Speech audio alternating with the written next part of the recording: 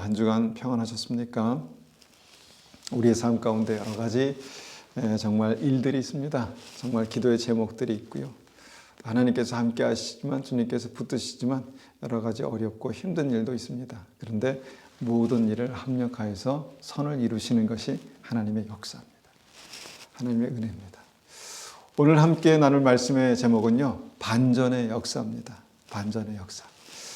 하나님께서 함께 하시는 그 믿음은요, 반드시 반전의 역사들이 있는 것을 보게 됩니다. 창세기 37장 5절 말씀 한번 같이 찾아서 보시겠습니다. 창세기 37장 5절입니다. 창세기 37장 5절 제가 받들어 읽겠습니다. 요셉이 꿈을 꾸고 자기 형들에게 말하며 형들이 그를 더욱 미워하더라. 요셉은 꿈을 꾸는 자라고 그렇게 이제 우리가 별명을 지어 그렇게 말하기도 합니다. 하나님께서 요셉의 인생에 완벽한 계획을 가지고 계셨습니다. 그리고 그 하이라이트 장면을 주님께서 꿈으로 보여주십니다.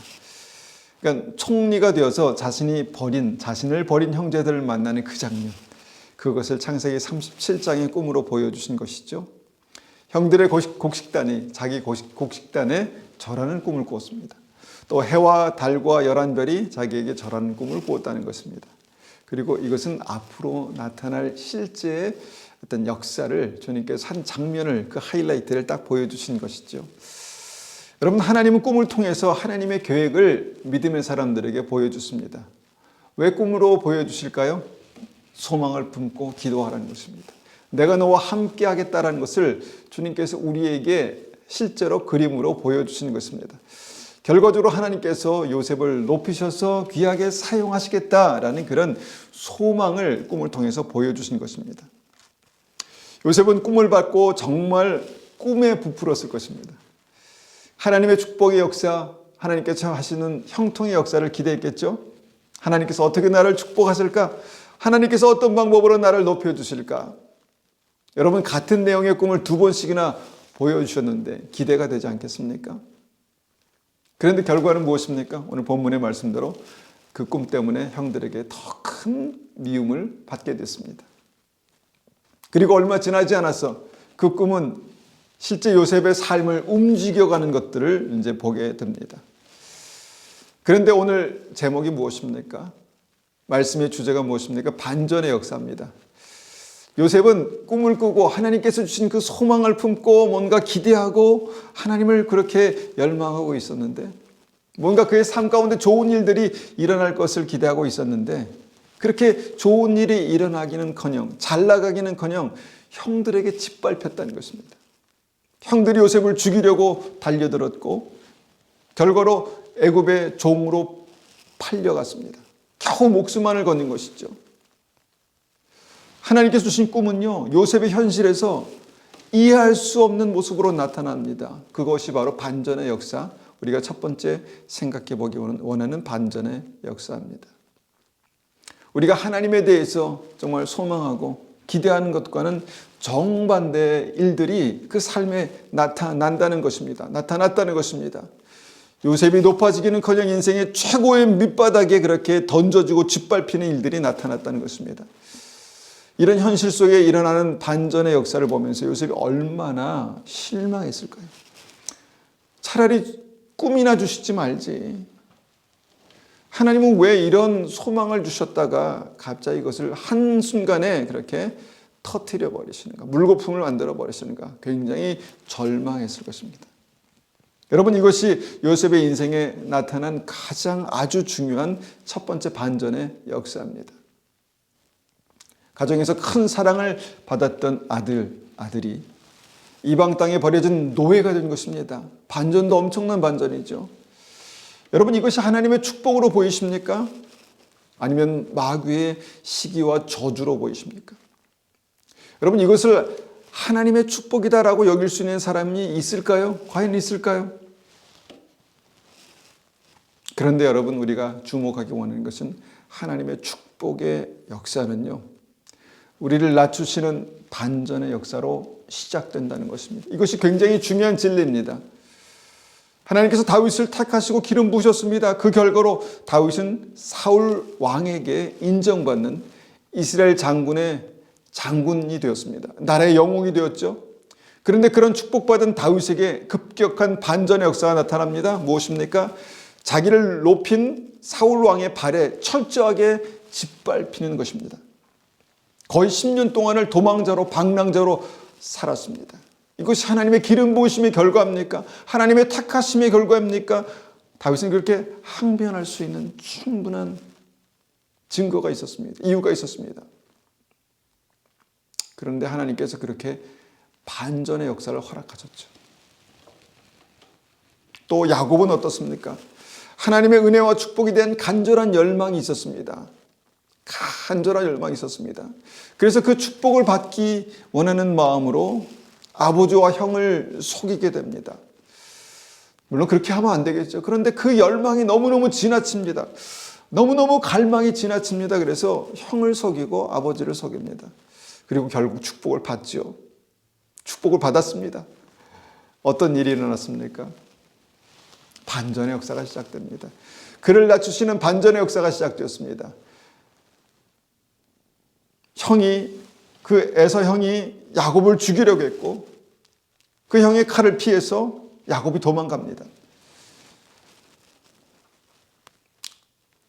그래서 겨우 도망간 곳이 어디냐면 삼촌 라반의 집이었죠.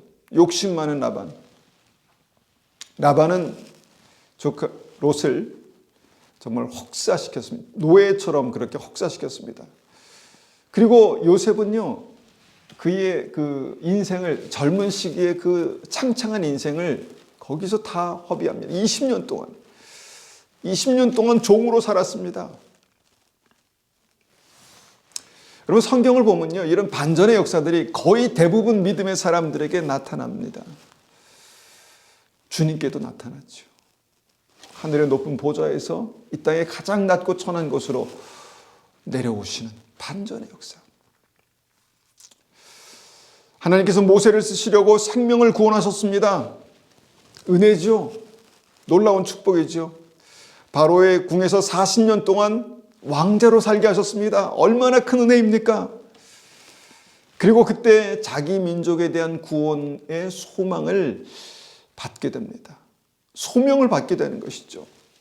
그리고 그 이후에 그의 삶에 어떤 일이 일어납니까? 바로 반전의 역사, 오늘 우리가 주목하는 반전의 역사가 일어났다는 것입니다. 어쩌다 보니까 살인자가 되고, 어쩌다 보니까 도망자가 되고, 그러다 보니까 인생의 나머지 40년,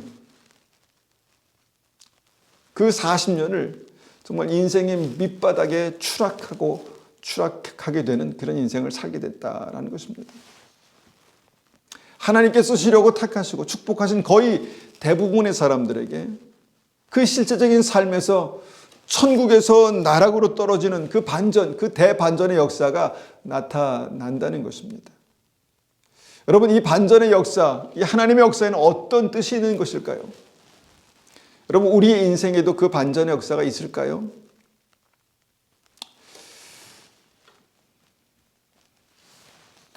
저희 어머니 살아계실 때 저에게 제 태몽에 대해서 말씀해 주셨습니다. 다 기억은 못하지만 그 어머님의 하루는 아주 크고 깊은 우물 앞에 서 계셨답니다. 그리고 그 우물 앞에서 큰 두레박으로 그 깊고 맑은 생수를 퍼 올리셨다라고 합니다. 그리고 이제 제가 태어났습니다. 저는 자라면서 그 꿈을 그냥 대수롭지 않게 그렇게 생각했었습니다. 그런데 나중에 목사가 되고 나니까 이것이 하나님의 부르심이었구나라는 생각을 하게 됐습니다. 그러니까 진리의 생수를 퍼올리는 것을 연상하게 되었습니다. 그리고 그때부터 주님께서 나를 예정하시고 목사로 부르셨다라는 확신을 갖게 되었습니다. 그래서 그랬을까요? 저에게도 반전의 역사가 있었습니다. 제가 이미 간증했던 것처럼 하나님께서 저희 10대 후반을 완전한 바닥으로 그렇게 추락시키시는 그런 시기를 지나갔습니다. 류머티즘과 축농증으로 바닥까지 낮추셨습니다.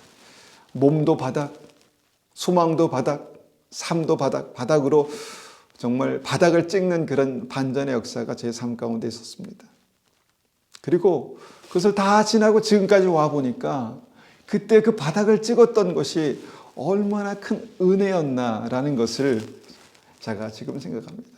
만약에 그때 바닥을 찍지 않았다면 저는 목사가 되지 않았을 것입니다. 목사가 되려고 생각하지 않았을 것입니다. 그래서 잘 생각해 보니까 하나님께서 우리를 택하시고 쓰시려고 어떻게 하시나 보니까 낮추신다는 것입니다. 이것이 첫 번째 우리가 생각해 보기 원하는 하나님의 반전의 역사입니다. 이 반전의 역사를 성경은 이렇게 설명합니다. 베드로전서 5장 6절에 보니까 그러므로 하나님의 능하신 손 아래서 겸손하라. 때가 되면 너희를 높이시리라. 하나님의 능하신 손 안에 있는데 하나님의 능하신 손 안에 우리 인생이 붙들려 있는데 겸손하라는 것입니다. 겸손하라는 것이죠. 때가 되면 너희를 높이시리라. 하나님 앞에 자신을 낮추라는 것입니다. 그러면 때가 됐을 때 하나님께서 우리의 삶을 높이 들어서 쓰시겠다라는 그런 약속의 말씀입니다. 또 다른 말씀이 있습니다. 야고보서 4장 10절입니다. 야고보서 4장 10절을 보니까 이렇게 말씀하시죠. 주 앞에서 낮추라. 그리하면 주께서 너희를 높이시리라.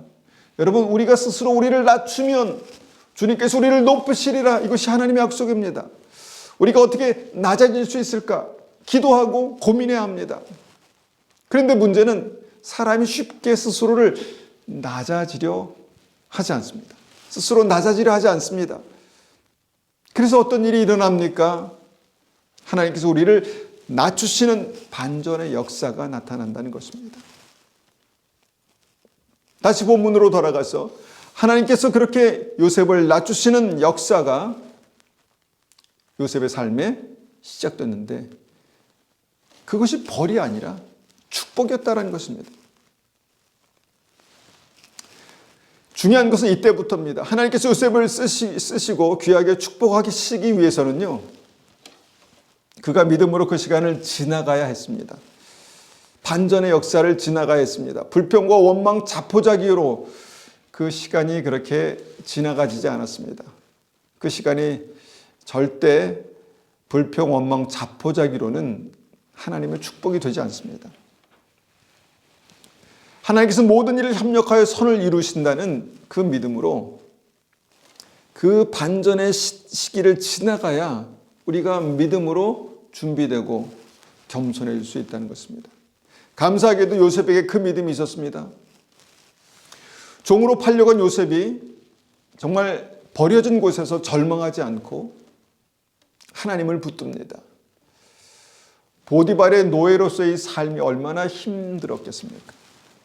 아마 이것이 축복이다라고 일도 생각할 수 없는 그 시간들을 그저 묵묵히 성실하게 살아냅니다. 보디발의 집에서 아무리 성실해봤자 그게 무슨 의미가 있을까요? 이것이 하나님의 일도 아니고 위대한 꿈도 아니고 꿈을 이루는 것도 아니고 그냥 이방인 집에서 허드렛 일을 감당하는 종의 일입니다. 막일입니다. 그런데 바로 그때 그 일들이 일어나고 있을 때 성경은 처음으로 하나님께서 요셉과 함께 하셨으니 그가 형통한 자가 되었다라고 말씀하십니다. 여러분, 이 형통의 의미가 무엇일까요? 하나님께서 그 반전의 시간들을 계획하셨다는 것입니다. 그리고 함께 하셨다는 것입니다. 그리고 축복하셨다는 것입니다. 그때 요셉이 하나님을 찾았고 기도했고 간절히 하나님께 도우심을 구했을 것입니다. 그렇게 성실하게 살다 보니까 요셉이 주인 보디발에게 인정을 받았습니다. 노예가 주인에게 완전한 신뢰를 얻었습니다. 나중에는 집안 모든 일을 다 요셉의 손에 맡길 정도로 그렇게 신뢰받는 종이 되었다라는 것입니다. 그렇게 요셉이 정말 형통하고 뭔가 잘 나갈 때 그 삶이 안정될 쯤 됐을 때 두 번째 반전의 역사가 나타납니다. 요셉은 형통케 하시는 하나님 앞에 철저하게 이제 믿음으로 살려고 몸부림쳤습니다. 왜냐하면 하나님께서 함께 하신 것을 보았기 때문에, 하나님께서 형통케 하신 것을 보았기 때문에 더 하나님을 붙들고 믿음으로 살았습니다. 그리고 그런 와중에 보디발의 아내의 유혹을 받죠. 보디발의 아내가 요셉을 유혹합니다. 그런데 요셉이 단호하게 그것을 뿌리치죠. 내가 하나님 앞에 어떻게 이런 범죄를 저지를 수 있겠습니까? 라고 그렇게 말하면서 믿음을 지키기 위해서, 그 정결함을 지키기 위해서, 하나님 앞에 온전히 살기 위해서 몸부림치는 그런 모습들을 보게 됩니다. 그리고 그런 믿음으로 믿음과 삶을 지켰습니다. 그런데 여기서 두 번째 반전의 역사가 일어나죠. 하나님께서 그런 요셉의 충성된 믿음에 찬물을 끼얹으신 것입니다. 우리가 보기에는 그렇다는 것이죠. 하나님 앞에서 믿음으로 살려고 마음을 지켰는데, 삶을 지켰는데 결국 보디발의 아내의 모함을 받고 감옥에 던져집니다. 그 정도의 모함 정도는 풀어주실 수 있지 않을까요? 첫 번째 반전의 역사가 하나님께서 요셉의 삶을 낮추시는 것이었다면, 두 번째 반전의 역사는요, 그의 믿음을 낮추시는 반전이었습니다. 요셉이 하나님을 성실하게 또 진실하게 믿었습니다. 하나님께서 함께 하셨습니다. 축복하셨습니다. 그래서 요셉은 자신이 믿음이 있다라고 생각했을 것입니다. 그런데 그 믿음이 한순간 깨지는 역사가 일어났다는 것입니다.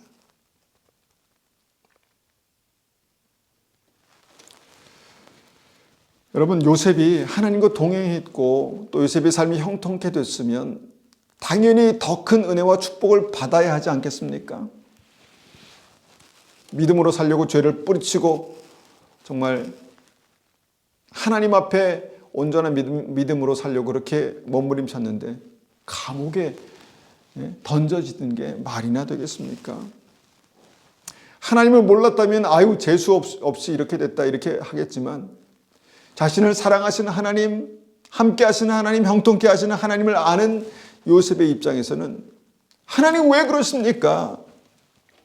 하나님, 제가 주님 뜻대로 살려고 하지 않았습니까? 이런 고백을 하지 않았을까요? 아마도 일반 보통 사람 같았으면 큰 믿음의 큰 배신감을 경험하게 되는 그런 사건일 수 있을 것 같습니다. 그래서 이것이 반전이라는 것입니다. 믿음으로 살려고 죄의 유혹을 뿌리치고 거룩함을 지켰는데 그런 요셉을 하나님께서 축복하시지 않고 도리어 감옥에 보내신다? 그래서 반전입니다. 그래서 무엇입니까? 이번엔 그의 믿음을 바닥까지 낮추신 것입니다. 그런데도 요셉은 이번에도 믿음을 지킵니다. 요셉은 배신감에 사로잡히지 않고 믿음을 잃지 않고 끝까지 주님을 신뢰하며 믿음을 지켰습니다. 마음을 지켰습니다. 하나님 무슨 뜻이 있으시겠지. 뭔가 이 일들 가운데 하나님의 역사가 있으시겠지. 하나님의 계획이 있으시겠지. 어두운 감옥에서 하나님의 얼굴을 구했습니다. 그 상황에서도 하나님을 놓치지 않았습니다. 마치 이것이 바울과 실라가 복음을 전하다가 감옥에 매를 맞고 감옥에 갇히는 그런 상황과 비슷하지 않습니까? 복음을 전했는데 매를 맞다니요. 복음을 전했는데 감옥에 갇히다니요. 그것 하나도 주님 지켜주지 못하십니까? 그런 상황이죠. 요셉은 감옥에서 두 번째 이 반전의 삶을 믿음으로 살아냅니다. 믿음으로 살아냅니다. 여러분, 감옥에서 성실해봤자 얼마나 그것이 티가 나겠습니까? 무슨 의미가 있겠습니까? 그냥 죄수입니다. 주는 밥 먹고 가만히 그냥 갇혀 있으면 되는 것입니다. 거기에 뭐 성실할 일이 있겠습니까? 그런데 요셉이 거기에서 성실하게 살았다는 것입니다. 그렇게 성실하게 믿음을 지키는 요셉을 하나님께서 꽉 붙들고 계셨다는 것입니다. 그 꽉 붙들고 계신 증거가 무엇입니까?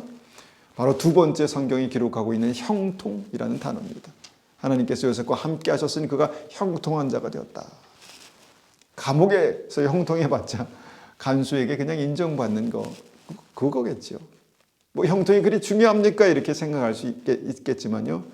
이 형통이 굉장히 중요합니다. 무엇입니까? 하나님께서 요셉의 믿음을 인정하셨다는 것입니다. 하나님께서 정말 그 낮은 곳에서 믿음을 지키는 요셉을 인정하셨습니다. 그 요셉의 믿음을 인정하셨습니다. 하나님께서 요셉의 믿음을 인정하실 그때 이제 세 번째 마지막 반전의 역사가 나타납니다. 우리가 잘 아는 이 반전 무엇입니까? 진짜 축복의 역사가 나타납니다. 죄수 요셉이 그 나라의 총리가 되는 것입니다. 하나님께서 주신 꿈대로 그의 삶 속에 나타났다는 것입니다. 하나님께서 계획하신 삶의 역사가 그 삶 가운데 완전하게 완성되는 그런 일이 나타났다는 것입니다. 이것이 세 번째 반전의 역사입니다. 정리해보면 요셉의 첫 번째 반전의 역사는 그의 삶의 반전이었습니다. 두 번째 반전의 역사는 믿음의 반전이었습니다. 믿음에 나타나는 반전의 역사였습니다. 세 번째, 형통의 반전의 역사가 일어났다는 것입니다. 이것이 바로 낮은 자를 높이시는 하나님의 반전의 역사입니다.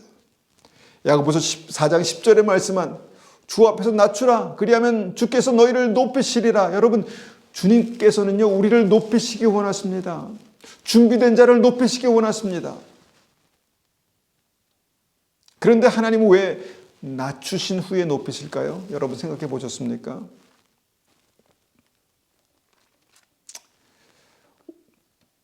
여러분, 하나님을 끝까지 신뢰하는 믿음이 무엇인가에 대해서 하나님은 그 중심을 보시기 원하셨다는 것입니다. 삶의 위치가 어느 곳에 있든지, 삶의 모습이 어떠하든지 끝까지 하나님만 신뢰하는 그 믿음, 그 믿음의 전체 그 중심을 보시는 하나님께서 그것을 보시기 원하셨다는 것입니다. 여러분, 그 믿음을 보실 때 믿음의 진정한 승리의 역사가 나타났습니다. 그리고 그 승리의 역사가 바로 오늘 우리의 그 말씀의 주제인 반전의 역사입니다. 여러분, 우리의 삶을 보이는 대로, 내 눈에 보이는 대로 보지 마시기 바랍니다. 여러분, 우리의 삶을 내 귀에 들리는 대로만 듣지 마시기 바랍니다. 그럼 어떻게 합니까? 믿음의 눈으로 보십시오. 믿음의 귀로 들으십시오. 진리의 말씀을 통해서 나의 인생 전체를 믿음으로 조명해 보시기 바랍니다. 그러면 무엇입니까? 하나님의 역사하심이 보인다는 것입니다. 반전의 역사.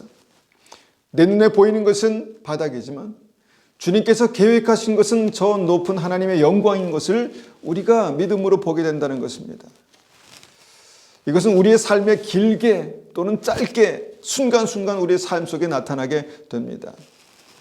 마태복음 15장에는 딸이 귀신 들린 여인에 대한 이야기가 나옵니다. 딸이 귀신 들려서 도움을 간청하는 여인이 주님 앞에 섭니다. 주님, 우리 딸을 고쳐주십시오. 제 딸을 고쳐주십시오. 주님은 못 들은 채 하셨습니다. 주님 그런 분이 아니시잖아요.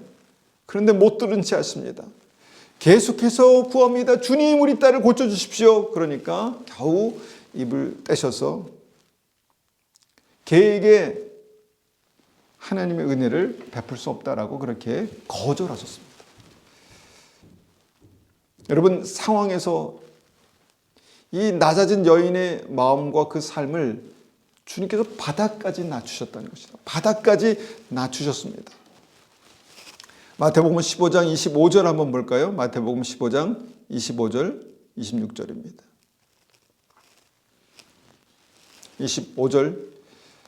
25절입니다. 여자가 와서 예수께 절하며 이르되 주여 저를 도우소서. 대답하여 이르시되 자녀의 떡을 취하여 개들에게 던짐이 마땅하지 아니하니라.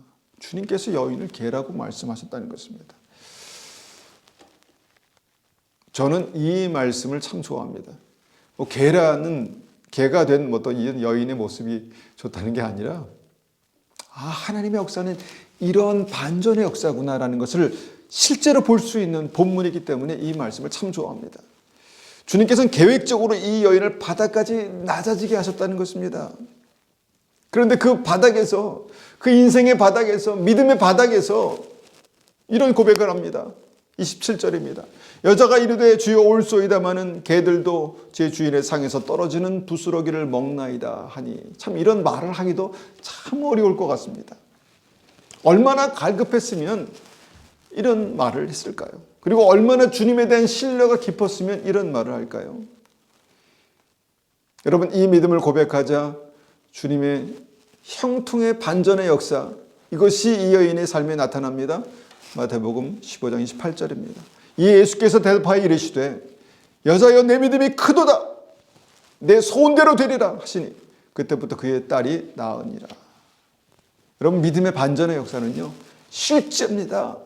믿음의 삶에 하나님의 사람들의 삶 가운데 실제로 나타나는 믿음의 역사입니다. 어떤 사람, 택하신 어떤 사람들의 삶이 아니라 우리의 삶에, 나의 삶에 일어나는 실제의 형통의 역사, 반전의 역사라는 것입니다. 여러분, 이 반전의 역사는요, 하나님의 축복의 완전한 시나리오입니다. 완전한 시나리오. 하나님은 반전의 역사로 우리의 삶을 낮추시고 우리의 믿음을 분명히 낮추실 것입니다. 그리고 그 반전의 역사의 하이라이트는 우리의 낮아진 삶을 형통케 하시는 것입니다. 주님의 영광으로 높이시는 것입니다. 이 형통은요, 하나님께서 나와 함께 하시는 증거고요, 내 삶의 영생이 실제라는 증거가 될 것입니다. 여러분, 그런 형통의 반전의 역사를 볼 때까지 지금 내 삶에 일어나는 이해할 수 없는 이 반전의 역사들을 믿음으로 지나가시기 바랍니다. 믿음으로 견뎌내시기 바랍니다. 믿음으로 살아내시기 바랍니다. 그리고 끝까지 승리하시기를 축원합니다. 이 모든 시나리오를 통해서 주님 우리의 삶 가운데 하나님의 놀라운 형통의 반전의 역사를 이루실 것입니다. 함께 이 말씀을 가지고 기도하겠습니다. 아버지 하나님, 하나님께서 우리를 사랑하시는데 왜 우리에게 이런 일들이 있습니까? 하나님께서 우리의 삶을 계획하셨다는데 왜 이런 일들이 나타납니까? 주님께서 사랑의 하나님이신데 왜 그 하나님께서 정말 딸이 귀신 들린 여인의 아픔을 모른 채 하시고 심지어는 개라고까지 말씀하십니까? 모욕을 주십니까? 주님, 그래서 낮아져서 그 낮은 자리에서 우리가 주님을 바라볼 때, 그 낮은 자리에 있는 우리의 중심을 주님께서 보실 때 그것이 믿음입니까? 믿음이기를 원합니다. 믿음이기를 원합니다. 정말 요셉이 감옥에서 가졌던 그 믿음이 주님 우리의 심령 가운데 있기를 원하고, 바울과 실라가 복음을 전하다 감옥에 갇혔을 때 그 믿음이 우리의 믿음이 되길 원합니다. 아버지 하나님, 그 믿음 위에 주님의 형통의 반전의 역사가 우리의 삶 속에 나타나게 도와주시옵소서. 하나님, 우리를 붙들어 주시옵소서. 하나님, 우리가 혹시나 어려운 시간을 지나가고 있다면 이 시간들을 믿음으로 지나가게 하여 주시옵소서.